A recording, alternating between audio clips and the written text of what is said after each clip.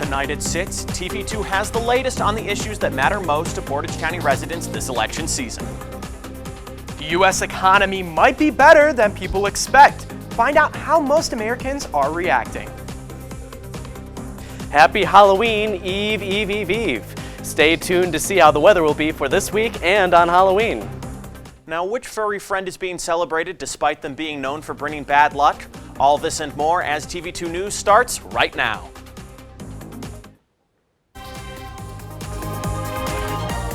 This is TV2 News. Good Thursday evening, Portage County, and thank you for joining us. I'm Nathan Welsh. And I'm Josh Aponte. We start tonight listening to some voters around Portage County. TV2's own Shane Troyano has more on what voters are concerned about this election season. People who've been there all their lives. Moved to Freedom in 1940. I was like 2 years old when we moved to Freedom. You know, eventually I got married, but I always came back home. And I've worked here since I was 12, so I've been here my whole life. And according to them, they like the simple life. It was all in one school. Our high school was all in one room. And when Dollar General is my favorite little store now, I mean, it's right down the road and it has lots of good stuff. And as they look toward the upcoming midterm election, they want that simplicity to stay. I would like to see Freedom stay small. I wouldn't necessarily like to see some great big housing developments come in.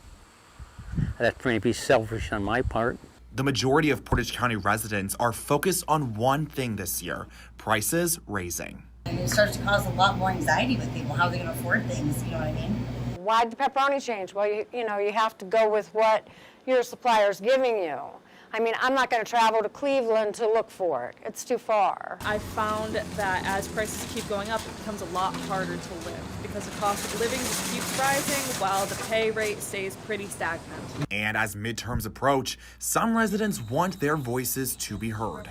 I definitely would say as we're coming out of the pandemic, seeing how people are readjusting to life, making sure that we stay on the right track, I would like to see them foster more of a communal ideal and bring people together. I think the Ohio government's terrible because it's completely run by one party that doesn't care about humans. I hope that something can get changed, but it's gerrymandered, so I don't know if it ever will. And some have one final piece of advice. We need to vote to keep a democracy, and that's important to me. Reporting in Portage County for TV2 News, I'm Shane Troyano. Voters have seemed to turn away from Republican Senator nominee J.D. Vance for this year's midterm election.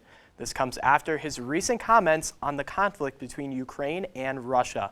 Vance said before the Russian invasion that Ukraine doesn't matter on a podcast interview. He has since changed his stance by saying that Putin is, quote, the bad guy, and we want the Ukrainians to be successful, end quote. Vance will be endorsed by former President Donald Trump in a rally he's hosting in Dayton, Ohio, the day before the midterm election. Vance is running against Democrat Tim Ryan for the Ohio Senate seat, which is predicted to be one of the closest elections in the country. The event will host many guest speakers, with Trump taking the stage at 8 o'clock. It will take place Monday, November 7th, and doors will open to the public at 3. Upcoming elections are causing a stir regarding voter authenticity once again. In 2020, Donald Trump and his followers repeatedly said that China and Russia would interfere in the election. Now, over 100 lawsuits have been made by Republicans to change the laws regarding voter registration and voter access. These efforts may prove pointless, since state officials have yet to see evidence regarding voter fraud.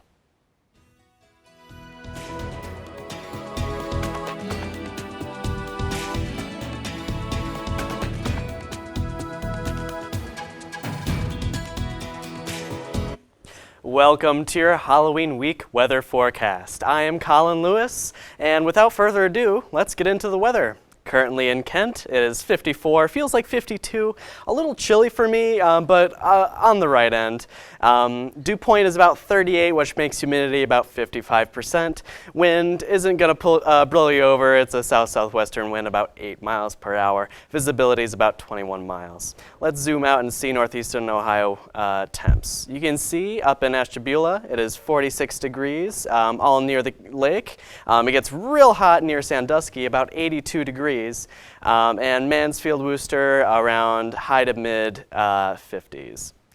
Let's zoom out once again. You can see Columbus is at 60 degrees, Cincinnati about the same, all across Ohio, and getting a little cooler as you get more northern. I don't know about you, but I am wholly excited for Halloween. Stay tuned for your weekly forecast and see how the weather will be for Halloween. A town hall presentation took place today giving more information on a major grant from the tech company Intel. Intel will gift the university a 3-year, $1.1 million grant to increase the number of graduates with degrees in the microelectronics field.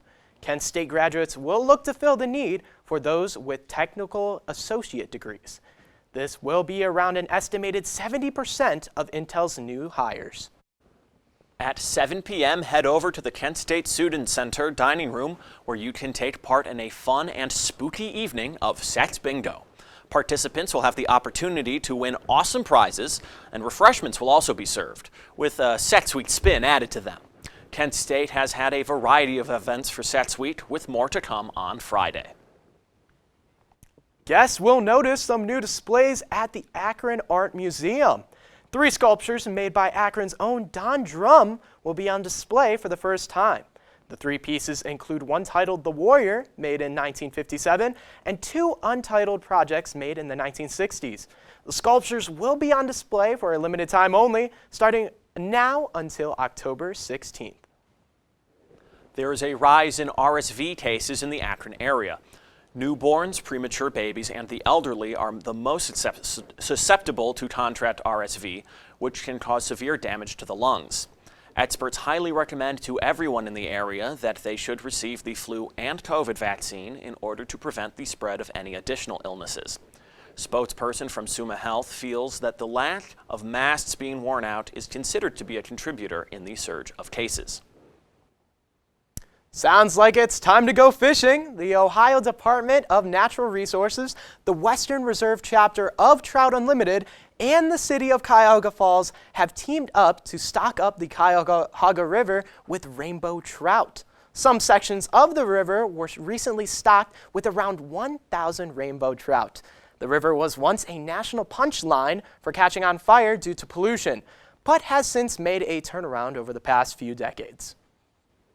Jake Runyon and Chase Kaminsky have pled not guilty in a cheating scandal at the Lake Erie Walleye Trail Fishing Tournament. The men's fish were found with weights added to them. They could be facing charges on counts of illegally possessing wild animals, attempted grand theft, and cheating. The first place prize was $28,760. Yet another set of human remains were found in a lake in Las Vegas. TV2 has the latest on the investigation. And Russian President Vladimir Putin made a statement today regarding nuclear weapons. Find out what he had to say after the break. The College of Public Health at Kent State University prepares students for careers in some of today's most exciting health fields. Public health professionals impact lives by monitoring clinical trials, advocating for mental health, supporting active lifestyles, and more. The College of Public Health also offers open courses for any major, including its most famous course, Zombie Outbreak. Public health students can even study abroad and are encouraged to join the Public Health Student Alliance. For more information, visit kent.edu/public health. Public health, solving our problems together. The U.S. economy accelerated 2.6% last quarter. The Bureau of Economic Analysis released that gross domestic product data today. The data is actually better than expected, but as Amy Kiley reports, many Americans are still tightening their budgets.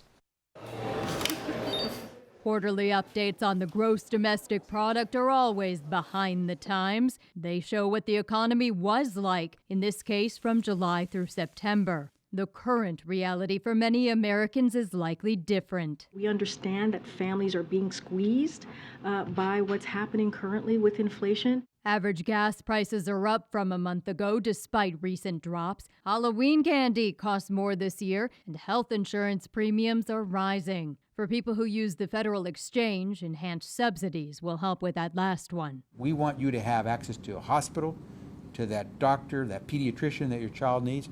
We want you to have access to peace of mind. Recent polls show inflation is top of mind for many voters. This election, the economy is on the ballot. Today's GDP report also can't predict the future. OPEC Plus production cuts are scheduled to start next week. Unions representing about 29,000 rail workers have voted down tentative contracts. That's prompting worries of strikes. And some experts say the Federal Reserve's rate increases have yet to impact the economy fully. You raise rates to a certain level and then you stop and you hold them there and let that restraint take its effect on the economy. I'm Amy Kiley reporting. The European Central Bank hiked interest rates by 0.75 percentage points on Thursday and promises more hikes as it fights inflation. The central bank has now hiked rates at 3 consecutive meetings in a bid to control inflation. The 19 countries using the euro will now have a benchmark rate of 1.5% as interest rates continue to rise. You might have to wait a while for the car of the future. Ford has pulled out of its plan to develop fully autonomous vehicles.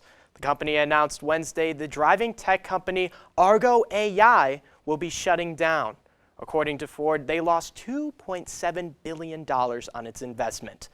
They also announced efforts to help workers who were affected by the decision to find other employment opportunities.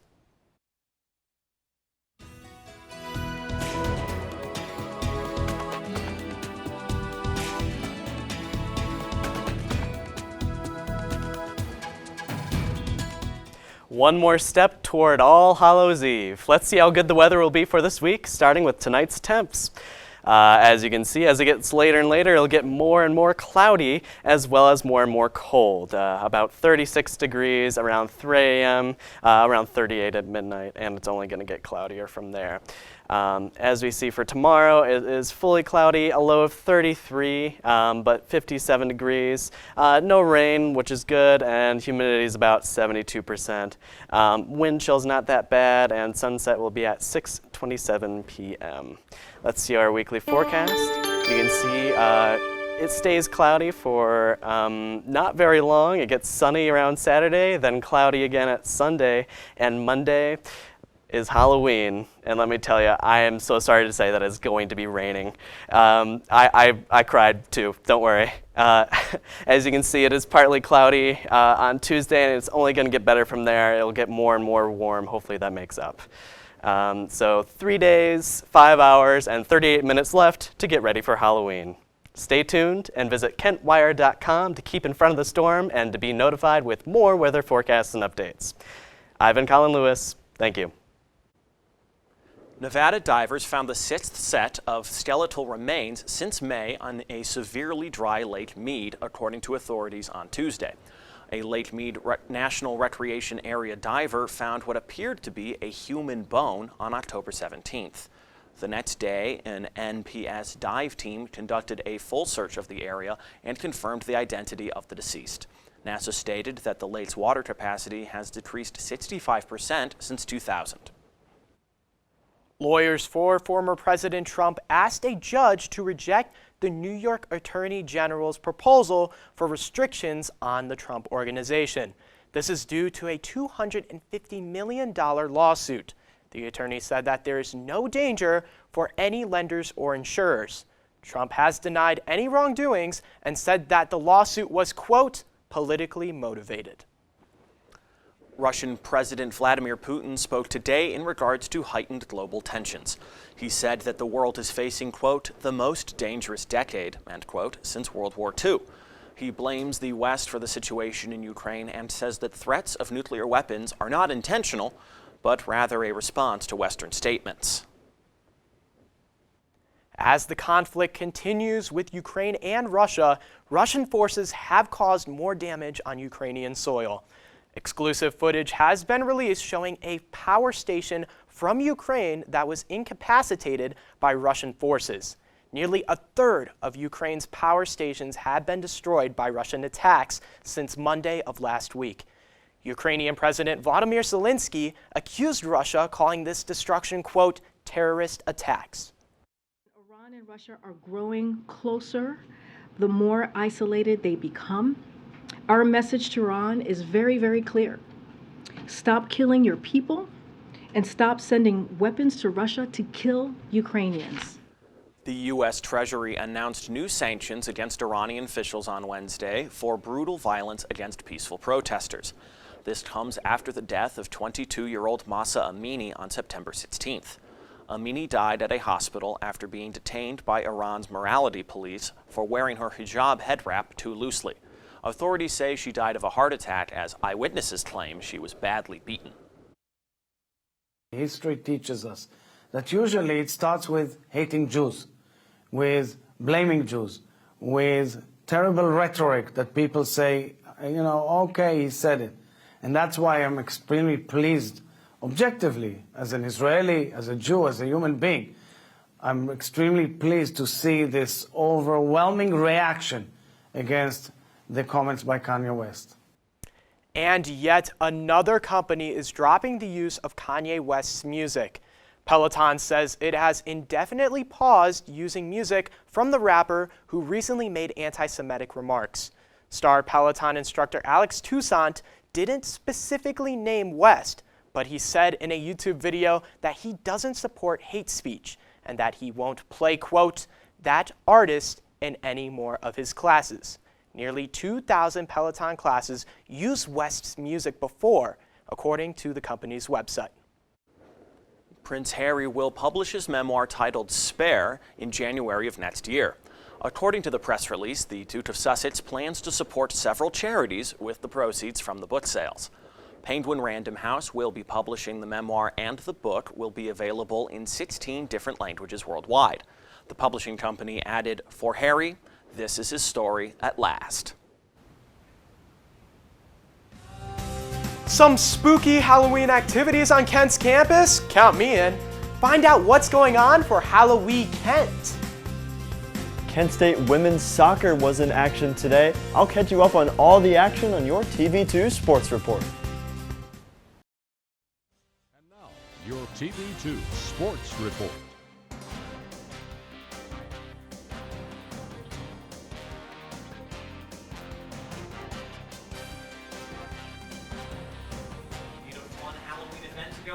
Well, we have the one for you, especially if you're a sports fan.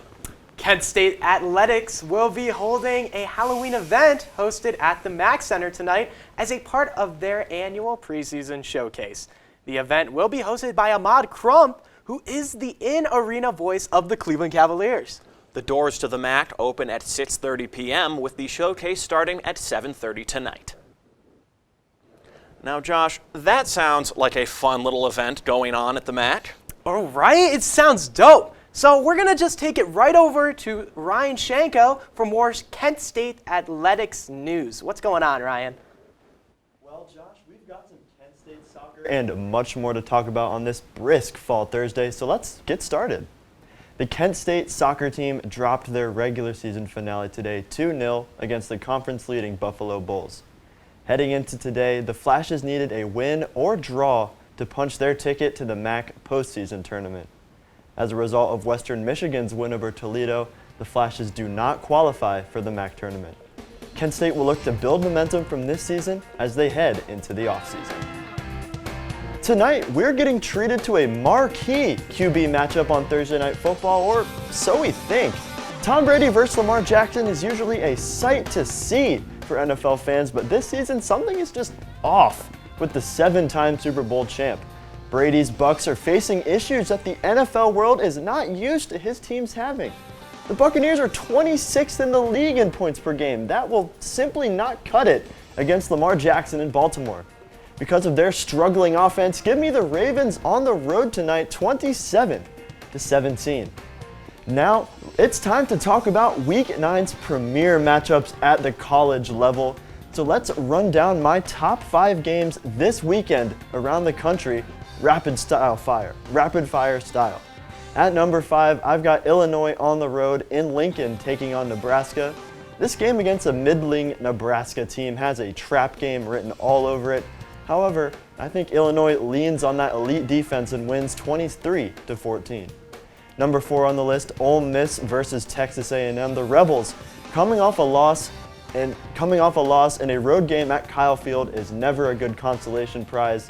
That being said, Ole Miss will roll in this one 31-21.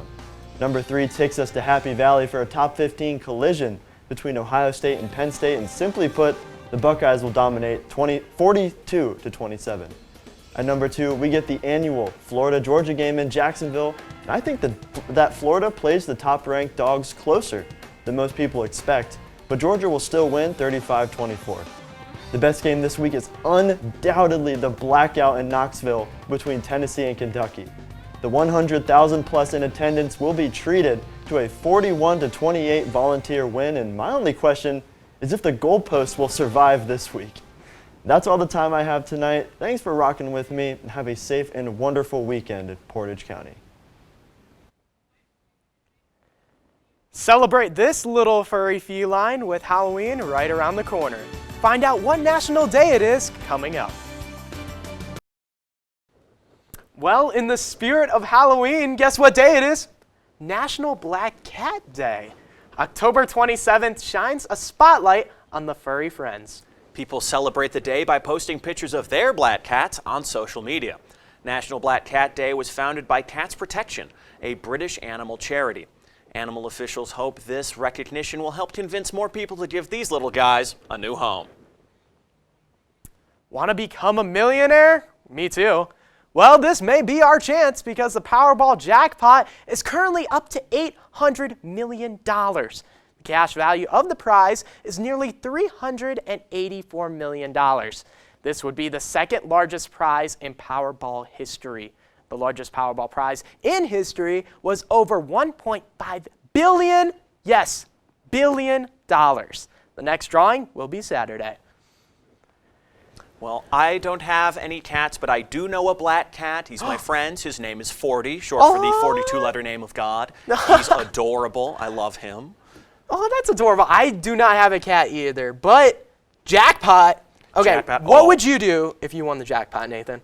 Well, yeah, I'd probably have to buy about 1 million cats. That would be perfect. Obviously. Perfect. Get it purr like a cat. Get it And that is all the time we have for today. Thank you for joining us. For updates on all these stories and more, visit our website at KentWired.com and our social media on all platforms at KentWired. And be sure to pick up a copy of the Daily Kent Staters print edition that hit the stands earlier today. I'm Josh Aponte. And I've been Nathan Welsh. Have a great night, Portage County. This is Portage County's TV2, broadcasting from the campus of Kent State University, streaming online at KentWired.com.